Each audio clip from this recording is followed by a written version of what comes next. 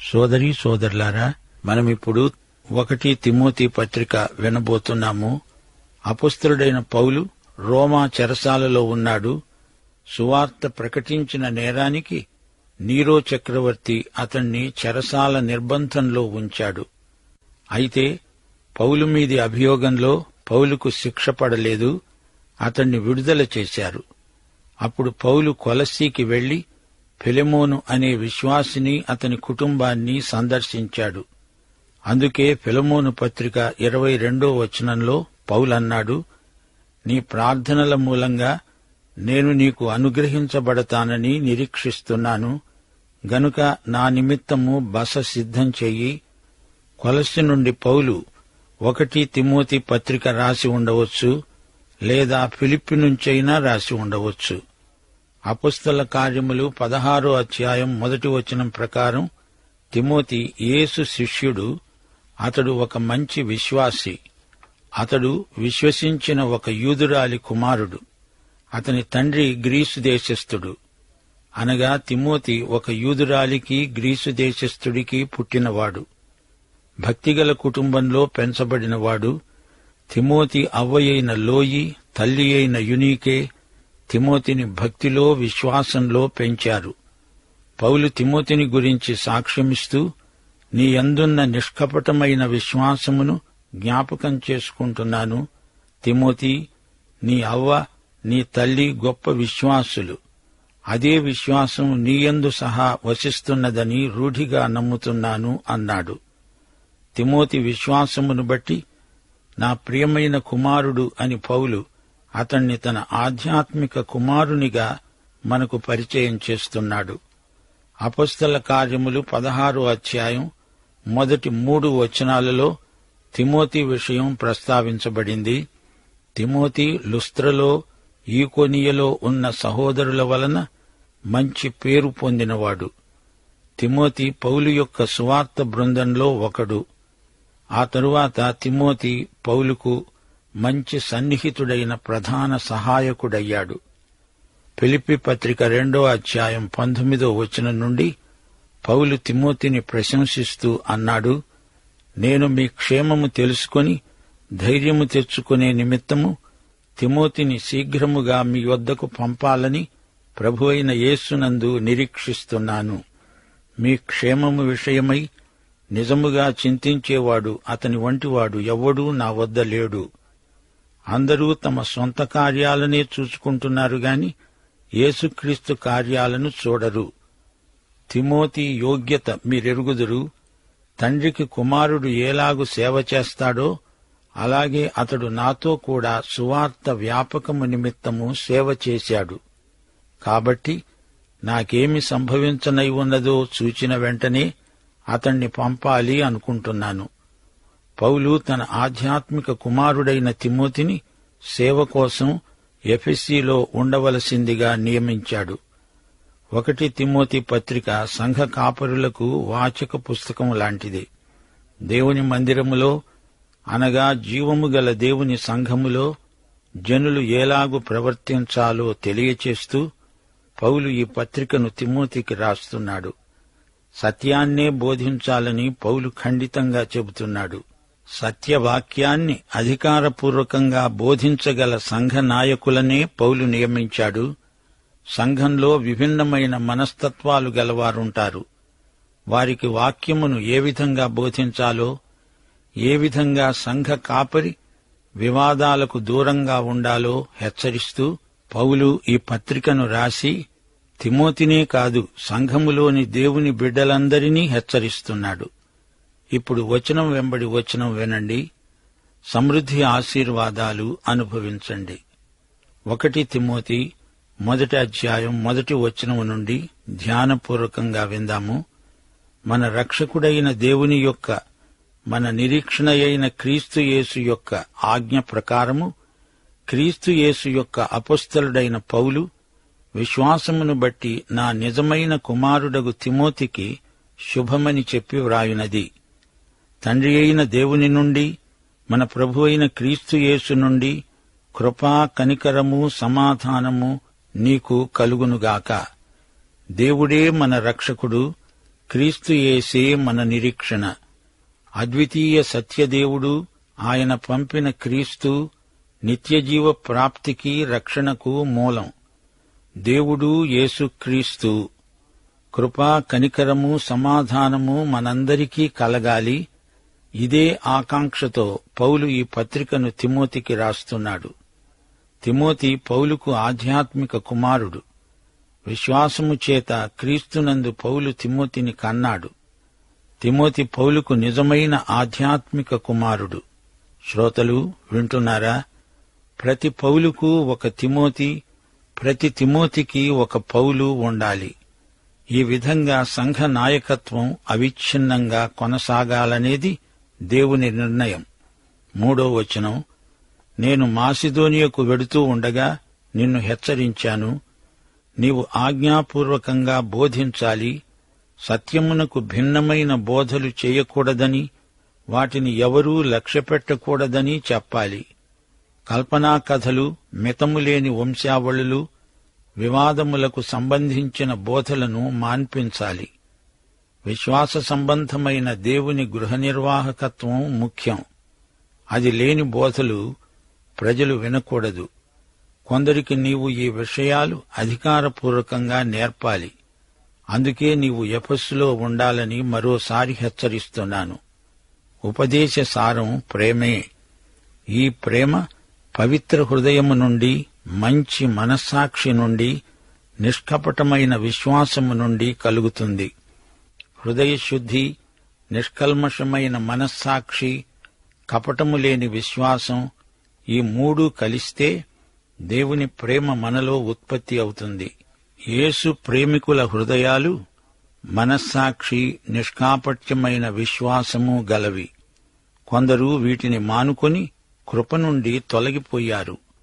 ఏదేదో చెబుతారు, నిశ్చయమైనట్లు రూఢిగా పలుకుతారు. కాని తామేమి చెబుతున్నారో వారికే అర్థం కాదు. ధర్మశాస్త్రోపదేశకులై ఉండాలని వీరి కోరిక. వీరు నిష్ప్రయోజనమైన ముచ్చటలకు తిరిగారు. అయినా తిమోతి, శ్రీమంతుడైన దేవుడు ఈ మహిమగల సువార్తను నాకప్పగించాడు. సువార్త ఏమి చెబుతోంది? ధర్మశాస్త్రం ఎట్టివారి కొరకు నియమించబడింది? ధర్మ విరోధులకు, అవిధేయులకు, పాపిష్ఠులకు, అపవిత్రులకు, మతదూషకులైన భ్రష్టులకు, పితృహంతకులకు, మాతృహంతకులకు, నరహంతకులకు, వ్యభిచారులకు, పురుష సంయోగులకు, మనుష్య చోరులకు, అబద్ధికులకు, అప్రమాణికులకు, హితబోధకు అనగా ఆరోగ్యకరమైన బోధకు విరోధి ఎవడైనా ఉంటే అట్టివానికి ధర్మశాస్త్రం నియమించబడింది. ఎవడైనా సరే ధర్మశాస్త్రము నీతిమంతునికి నియమించబడలేదని ఎరిగినవాడై ధర్మానుకూలముగా ధర్మశాస్త్రాన్ని ఉపయోగించిన ఎడల ధర్మశాస్త్రం మేలైనదే అని మనమెరుగుదుము.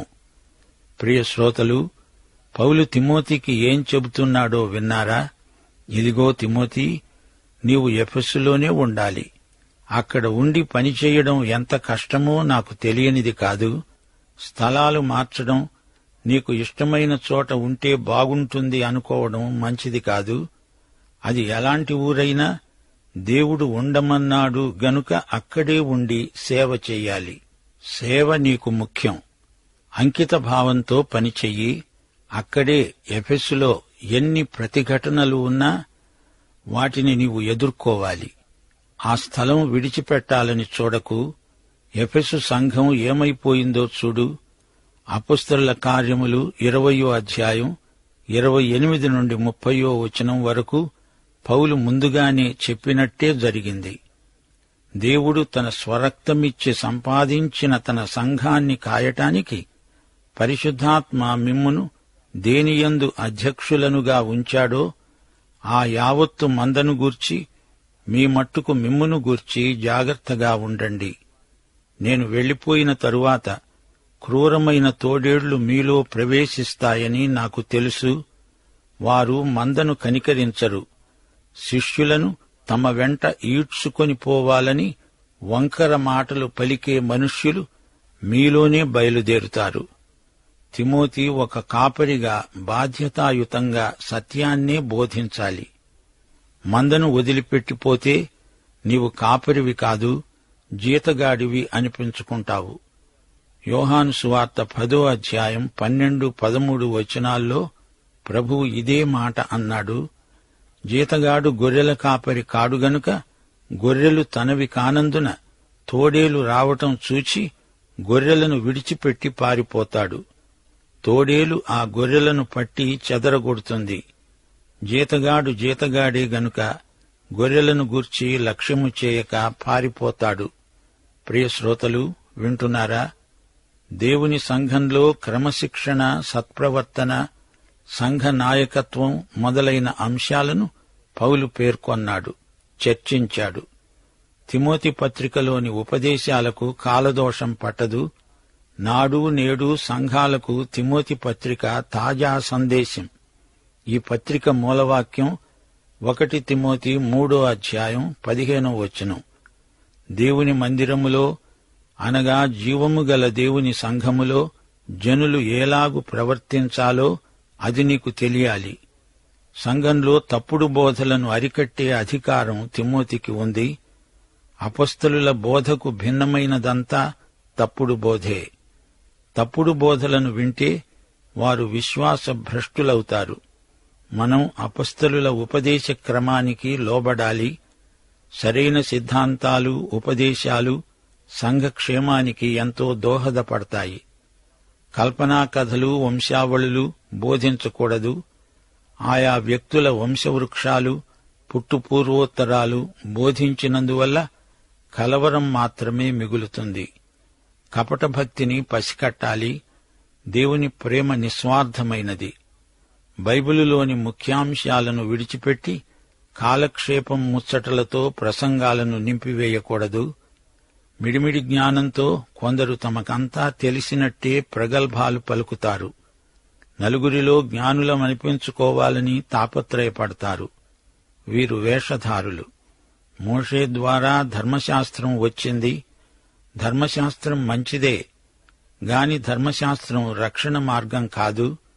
ధర్మశాస్త్రం మనుషులకు రోగ నిర్ధారణ చేస్తుంది. మానవుడు పాపి అని రుజువు చేస్తుంది గాని పాప రోగాన్ని పరిహరించేవాడు క్రీస్తే. క్రీస్తే మన అవసరం అని ధర్మశాస్త్రం రుజువు చేస్తుంది. క్రీస్తు సువార్తే సరైన ఉపదేశం. ఆనందం, శాంతి, పరిశుద్ధత అనేవి సువార్త ఫలితాలే. సువార్త పౌలు జీవితంలో అనుభవ సత్యం. సువార్త పౌలు యొక్క జీవిత శైలి. తిమోతి ఒక సమర్థుడైన సంఘ నాయకుడు, ఆదర్శప్రాయుడు. తిమోతి పత్రికలు నేటి యువతకు స్ఫూర్తినిచ్చే సందేశాలు. ఈ పత్రికలు రాసిన తర్వాత పౌలు చెరసాల నిర్బంధంలోకి తిరిగి వెళ్లిపోయాడు. ఎఫెసు సంఘంలో తిమోతి నాయకత్వ బాధ్యతలు స్వీకరించి సంఘంలోకి జొరబడిన తోడేళ్లను ఎదుర్కొని గెలిచి నిలవాలి. పౌలు తిమోతికి ఇచ్చిన ముఖ్య హెచ్చరిక, నీ యవ్వనమును బట్టి ఎవడూ నిన్ను తృణీకరించనీయకు గాని మాటలో, ప్రవర్తనలో, ప్రేమలో, విశ్వాసములో, పవిత్రతలో విశ్వాసులకు మాదిరిగా ఉండు. ఈ పత్రిక అంతా తండ్రి కుమారునికి బోధించిన సందేశమే. శ్రోతలు గమనించండి, 1 తిమోతి పత్రిక వ్యక్తిగత లేఖ మాత్రమే కాదు, సంఘ నిర్వహణకు, క్రమశిక్షణకు వాచక పుస్తకం. యేసుక్రీస్తునందలి విశ్వాసము ద్వారానే రక్షణ. ఈ ప్రాతిపదిక సత్యానికి భిన్నమైన బోధలను తిమోతి ఖండించాలి. క్రీస్తు మనలను రక్షించడానికి మాత్రమే వచ్చాడు. దుర్బోధకులు బైబిలులోని మాటలకు వక్రభాష్యం చెబుతారు. బహిరంగ ప్రార్థనల్లో విశ్వాసులు తమకు దేవుని పట్ల ఉన్న వైఖరిని వ్యక్తం చేస్తారు. తోటి సోదరీ సోదరుల ఎడల తమకున్న శ్రద్ధాసక్తులను వెల్లడి చేస్తారు. ఆరాధనలో క్రైస్తవ సౌశీల్యం తేటగా కానవస్తుంది. ప్రార్థనలో మనకు కోపము, ద్వేషము, అసూయ మొదలైన దుర్గుణాలు ఉండవు. సంఘ సమైక్యతకు ఆరాధన వాతావరణం ఎంతో దోహదపడుతుంది. ఈ పత్రికలో మరో విశేషముంది. సంఘ నాయకులు ఆధ్యాత్మిక యోగ్యతలు కలవారై ఉండాలి. అంకిత భావంతో సేవ చెయ్యాలి. అనుభవం లేని వ్యక్తి నాయకత్వాన్ని ఆశించకూడదు. యువకులారా, మొదట మీ క్రైస్తవ సౌశీల్యాన్ని పెంపొందించుకోండి. దేవుని నీతిని వెదకండి. దుర్లాభాపేక్ష తగదు. నాయకులారా, క్రమశిక్షణను పాటించండి. ఉద్దేశ్యాలు పవిత్రమైనవి అయి ఉండాలి. విశ్వసనీయత ముఖ్యమైన యోగ్యత. నిందారహితంగా నిష్కళంకంగా బతకాలి. నైతికంగా ఆధ్యాత్మికంగా తగిన యోగ్యత లేని వ్యక్తి సంఘ నాయకత్వానికి తగడు. దేవుని వాక్యాన్ని క్రమశిక్షణతో అధ్యయనం చేయాలి, అభ్యసించాలి. దైవభక్తి కలిగి వ్యవహరించాలి. ఆధ్యాత్మిక శక్తిని వినియోగించాలి. సృజనాత్మకంగా నిర్మాణాత్మకంగా పనిచేయాలి. ఇక సంఘం సంగతి. సంఘం తన సభ్యుల అక్కరలను తీర్చగలదై ఉండాలి. రోగులు, బీదలు, విధవరాండ్రు సంఘం ద్వారా ఎంతో ఆదరణ పొందుతారు.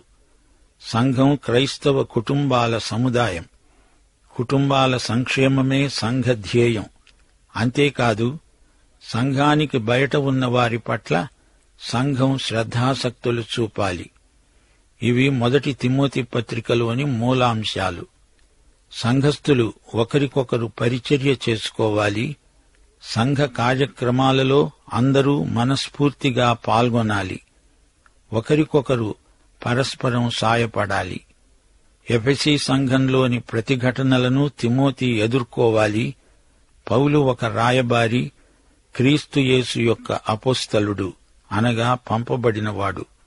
అన్యులకు సువార్త ప్రకటించడానికి యేసుక్రీస్తు పౌలును పంపాడు. ప్రియ శ్రోతలు, వింటున్నారా? మన నిరీక్షణ క్రీస్తునందే.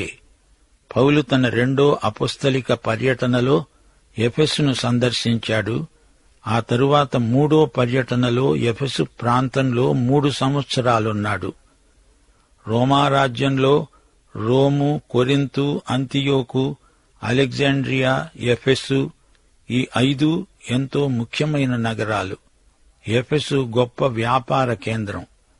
చిన్నాసియా రాజకీయాలకు, మత వ్యాసంగాలకు ఎఫెసు కీలక స్థానం. ఆర్తెమిదేవి అనగా డయానాదేవి ఆలయం ఎఫెసు నగరంలో ఉంది. కొలస్సీలో లాగే ఎఫెసులో కూడా తప్పు సిద్ధాంతాల తాకిడి ఎక్కువగా ఉంది. దేవుని అనుగ్రహం పొందాలంటే దేవదూతల సిఫార్సు అవసరమనే తప్పు బోధ మొదలైంది. మత వివాదం వారికొక వ్యాసంగమైపోయింది. వాటి వల్ల సువార్త శక్తిని తగ్గించిన వారయ్యారు. యేసుక్రీస్తు యొక్క వ్యక్తిత్వం, ఆయన చేసిన క్రియ, ఈ రెండిటికే సువార్త అని పేరు. వివాదాలను రేపే బోధల వల్ల అట్టి బోధకులకు పేరు ప్రఖ్యాతులు రావచ్చుగాని లేఖనాలకు భిన్నమైన బోధ విషం లాంటిది. బైబిలు ఏం చెబుతుందో ఉన్నది ఉన్నట్లు విని అంగీకరించాలి. క్రీస్తునందలి విశ్వాసంలో కదలని వారై ఉండాలి. ప్రేమ, సత్యము, విశ్వాసము కలిగినదే అసలైన బోధ. చవకబారు ఆకర్షణ విధానాలను ప్రయోగించి వాక్యానికి విరుద్ధంగా బోధించే కిరాయి బోధకులకు శ్రమ. సోదరీ సోదరులారా, వింటున్నారా? 1 తిమోతి 1వ అధ్యాయం 11వ వచనం వరకు మనం వచ్చాము. అసలు ధర్మశాస్త్రం ఎందుకున్నది? పాపులెవరో గుర్తించటానికి ధర్మశాస్త్రం సహాయపడుతుంది. సువార్తకు భిన్నంగా జీవించేవారిని ధర్మశాస్త్రం పట్టిస్తుంది. ధర్మానుకూలంగా దానిని ఉపయోగిస్తే అది మేలైనదే. ఈ దొంగబోధకులు ఒక్క సత్యాన్ని గ్రహించలేకపోతున్నారు. దేవుని ధర్మశాస్త్రం ఎందుకున్నదో వీరికి అంతుపట్టటం లేదు.